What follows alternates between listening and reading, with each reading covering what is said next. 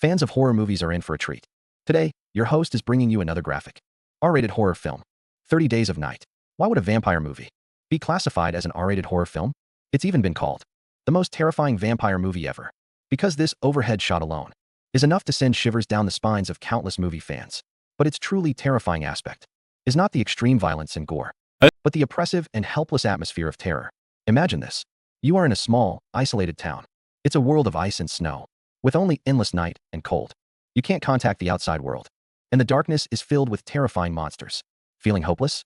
And viewers who've seen it all exclaim, this is a real vampire movie. Because it completely subverts the conventional image of vampires. Who says vampires have to be noble and elegant?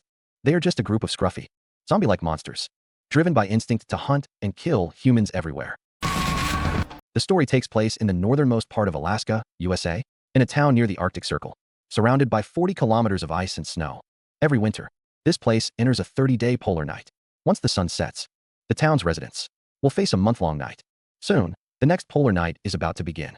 Unable to endure this long night, most people choose to take the last flight out of town for a vacation on the final day. Only a few people remain in the town. However, those who choose to leave will never imagine that this decision will end up saving their lives. Meanwhile, on the other side of town, a huge ship suddenly appears on the sea. A man rows a small boat to shore. He looks grimly at the giant, and then turns and walks towards the town. And not long after the sun sets, all sorts of strange things begin to happen in the town. A resident's sled dogs are the first to sense the danger, barking wildly, as if they've seen something terrifying. Soon, the town's police receive a call. Sheriff Eben arrives at the scene immediately. The dog's owner, confused, says, they haven't had a conflict with anyone recently.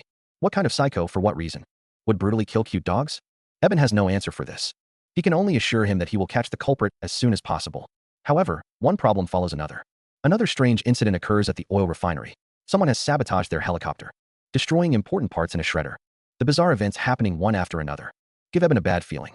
But at this moment, he doesn't know that the terrifying events have only just begun. The chubby man on duty at the communications station suddenly hears a strange noise outside. He goes outside with a flashlight to check. The chubby man searches everywhere for the shadow, but suddenly feels a chill run down his spine. He whips around to look, and only then does he realize he has been surrounded by countless humanoid creatures. Before he can figure out what's happening, he is instantly pounced upon and pinned to the snow. Leaving the refinery, Eben goes straight to a local diner. The man who got off the ship is also there, relaxing. The unfamiliar face makes Eben suspicious, because whether they're here for work or as tourists, no one would choose to stay during this time. So Eben prepares to take the man to the station for questioning.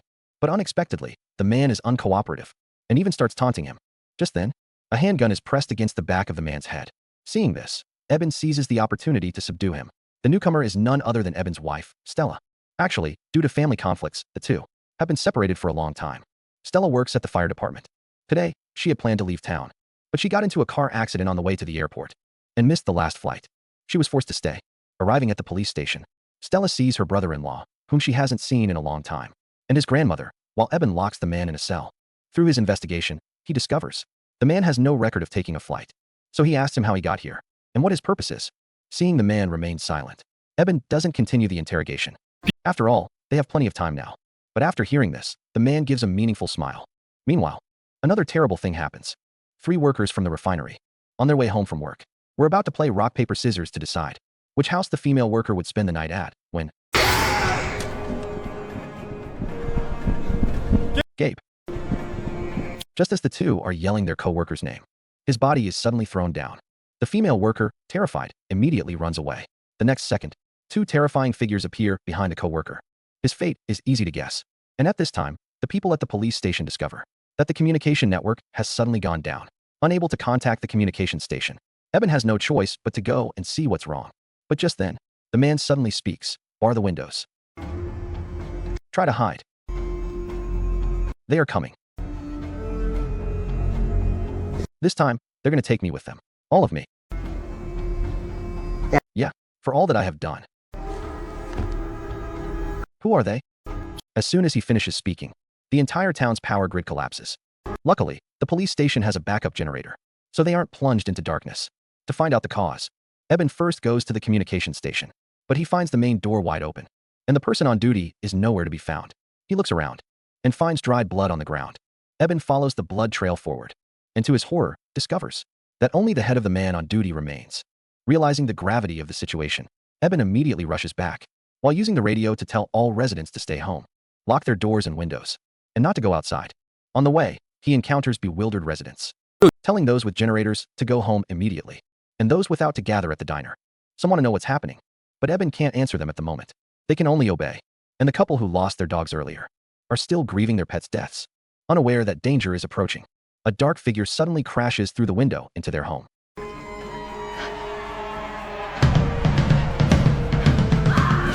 Hearing his wife scream, the husband immediately grabs his shotgun and rushes into the kitchen, only to see his wife being dragged out of the window.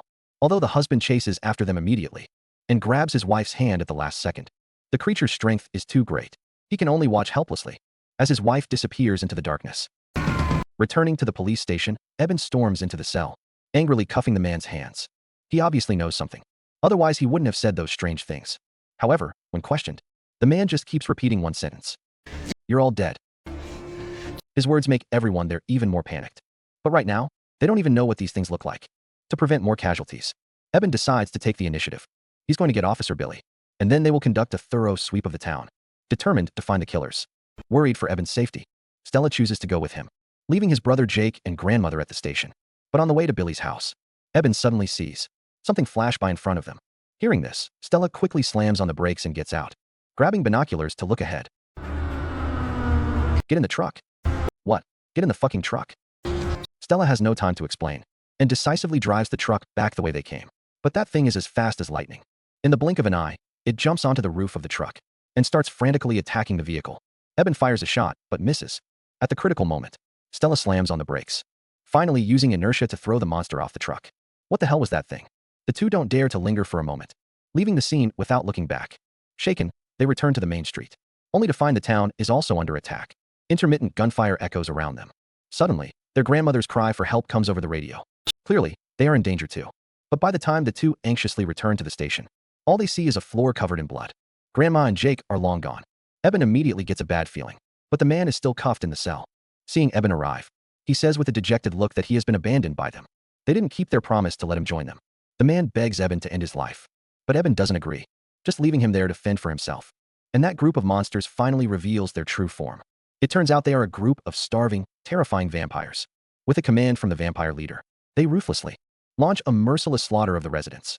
The sudden attack catches everyone off guard.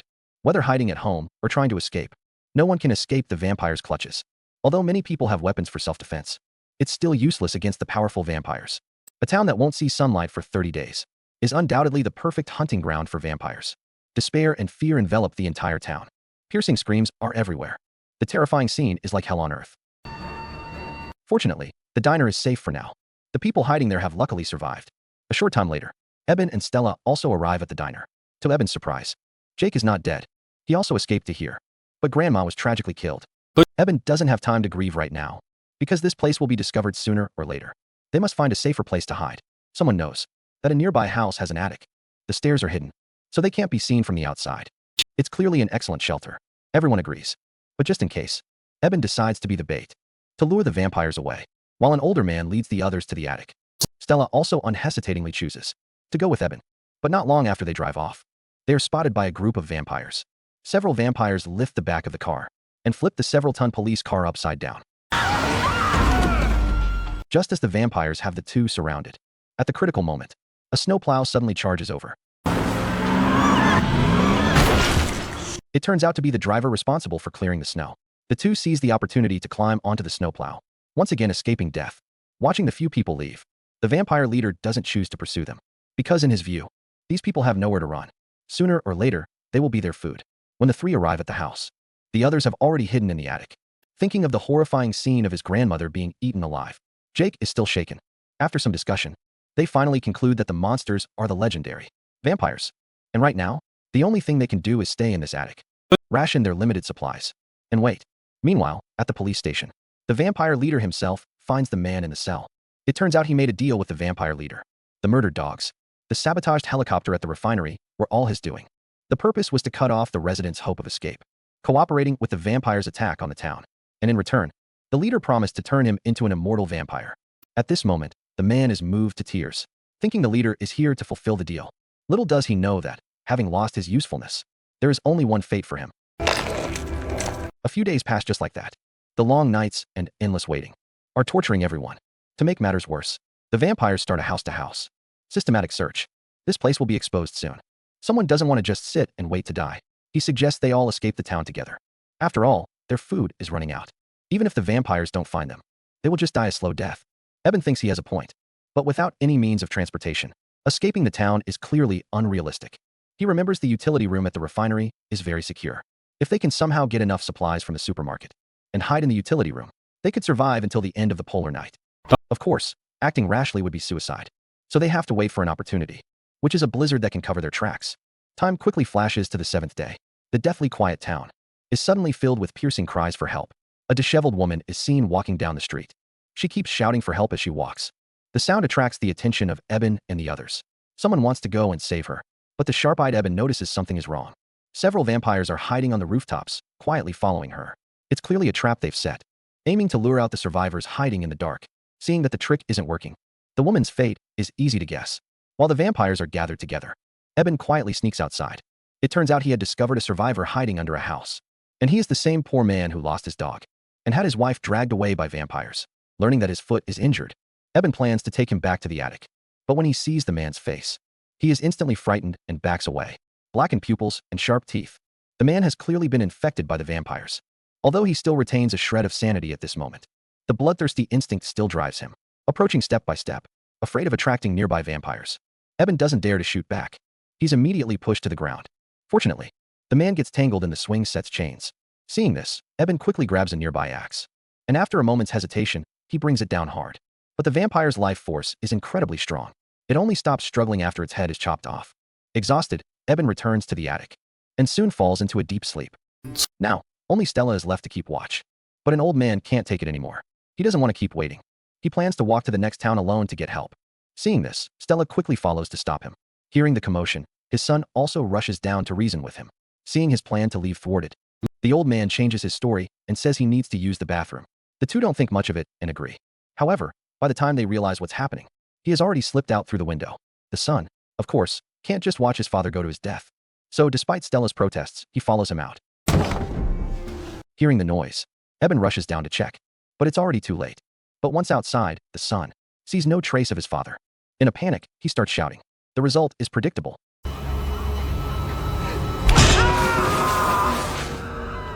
Although the son had acted rashly, the kind-hearted Stella still blames herself, feeling she couldn't stop the father and son. If she had been firmer then, perhaps she could have saved 2 lives. Eben comforts her, saying she did her best. After all, no one can stop someone who wants to save their family. After an unknown amount of time, they finally get a blizzard. The group doesn't hesitate. They immediately take action. Under the cover of the blizzard, they successfully reach the general store. Following the plan, the group splits up to gather as much food and useful items as they can carry. Along the way, the driver discovers a horrifying scene. A little girl who has turned into a vampire is gnawing on a corpse. After spotting the humans, the little girl instantly pounces on one of them. Luckily, she's just a small fry. The man kicks her away with one foot. The others quickly rush forward and pin her against the wall. With their combined effort, they quickly deal with the problem. However, when the group regains their composure, they realize the blizzard has stopped. It's not safe to stay in the store, but moving forward without cover is even more dangerous. The group is in a dilemma. As time ticks by, they could be discovered at any moment. The older man steps forward. He prepares to lure the vampires away by himself, to create a chance for the others to leave. Just then, Stella thinks of a plan. Since vampires are afraid of sunlight, why not use UV lamps against them? Grandma was secretly growing marijuana at home. She has a lot of UV lamps. The driver thinks that's just a movie trope. It might not work in reality, but Stella doesn't think so. Otherwise, why would the vampires choose to hunt during the polar night? And why would they go to such lengths to cut the town's power? Right now, there's no better option. Eben can only choose to trust his wife. And this is a mission only he can complete. Before leaving, they agree to meet at the police station. Then they'll head to the refinery together. After explaining everything, Eben rushes into the street with his axe. He runs towards his grandmother's house, deliberately making noise. He quickly attracts the attention of the vampire leader. By the time Eben successfully reaches his destination, the others have also made it to the police station. They quickly start the generator and turn on the UV lamps, waiting for the vampires to arrive. Soon, the vampire army arrives outside the house. At the leader's signal, a female vampire rushes in first. Seeing this, Eben immediately raises the light. The vampire instantly lets out a horrifying scream and is forced back by the intense UV light. Her entire face is instantly burned to a crisp. They didn't expect this method to actually work. But the vampires aren't stupid. They immediately cut the power. Eben has no choice but to escape through the back door. But the leader wouldn't let him go so easily. Afraid of leading the vampires back to the police station, Eben has already prepared for death. But unexpectedly, just then, the driver comes to his rescue again with the large plow. Faced with this agile steel beast, the vampires, who are essentially carbon-based life forms, are helpless. Several are taken out in an instant. And just like Eben, the driver has no intention of making it back alive. He drives the plow straight into a building, lights a case of dynamite, and takes the pursuing vampires down with him.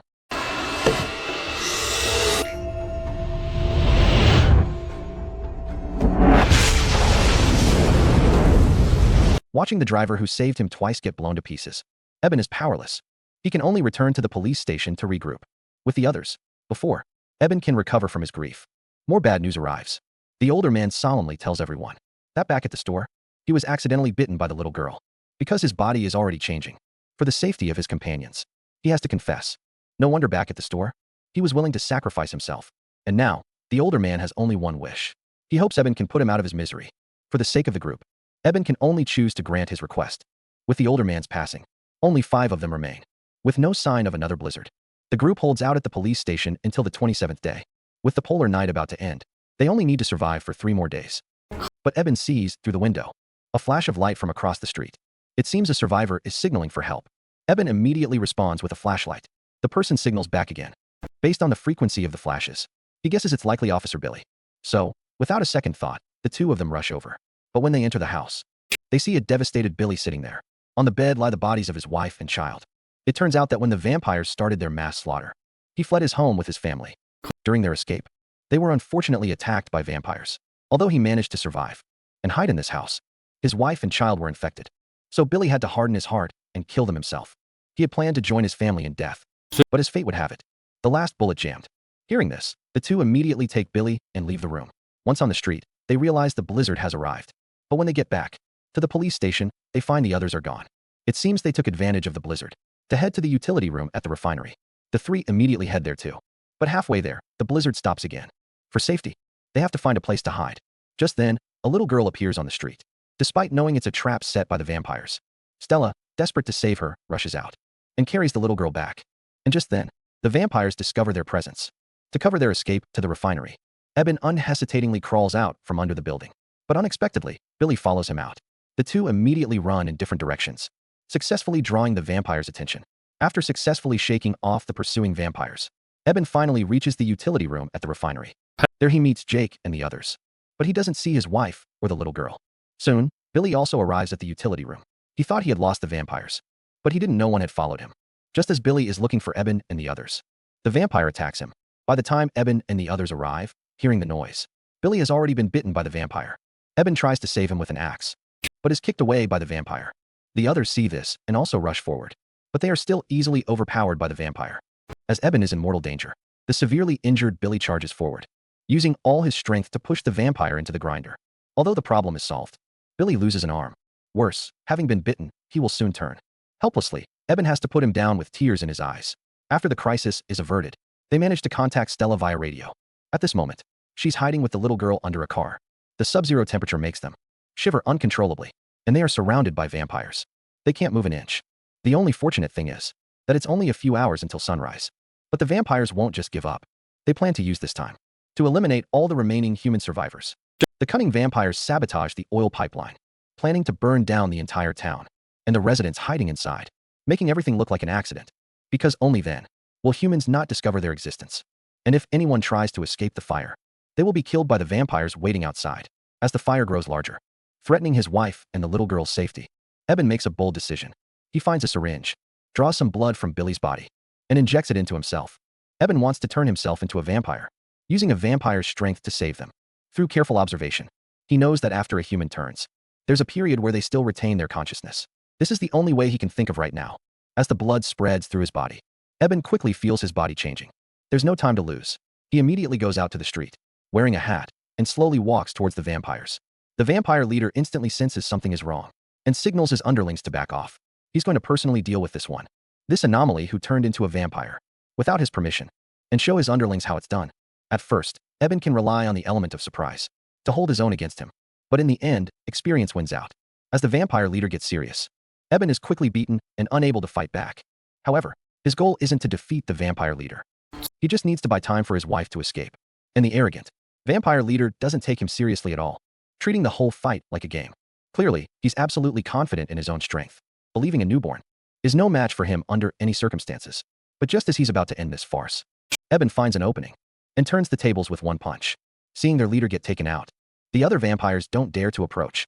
Plus, the sun is about to rise. They have no choice but to scatter and flee. With mixed emotions, Stella approaches Eben. She could never have imagined that her husband would become a monster to save her. Everyone else is reveling in the joy of survival. Only Stella watches her husband with tears in her eyes. Heartbroken, Eben doesn't regret his decision. He just did what a husband should do. The long-awaited sunlight finally rises slowly from the horizon. Stella leans on Eben's shoulder, appearing on the iceberg. After all they've been through, the two have let go of their past grievances. Eben could have disappeared with the night from his wife's world, even taking the place of the vampire leader, becoming immortal.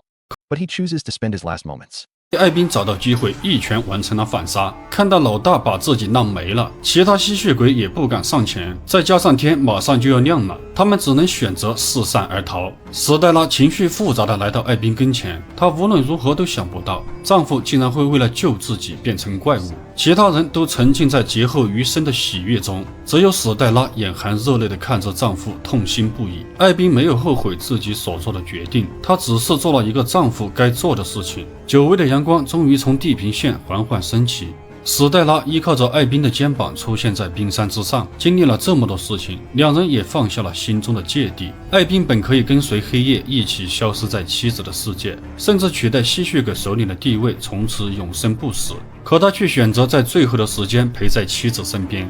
Because he had long ago promised her that he would watch the first sunrise after the polar night with her. Now, he can finally keep that promise. As the sunlight falls on Eben's body, an intense burning sensation instantly engulfs his entire body. And the only thing Stella can do is hold him tightly until his body completely disintegrates. This film is based on the comic book of the same name, 30 Days of Night, starring Josh Hartnett from Black Hawk Down and Melissa George from Triangle. The cast is very strong, although the theme isn't very original. Director David Slade managed to create a different effect, mainly because the setting of vampires and the polar night is so creative. In terms of creating a terrifying atmosphere, it's unmatched. And it was precisely this setting in the comic that attracted the director, leading him to adapt it into a film. As it turns out, his choice was absolutely right. Not only did it gross $75 million at the box office, on a $30 million budget, but it also received praise from countless vampire movie fans, because it showed everyone a completely different kind of vampire movie.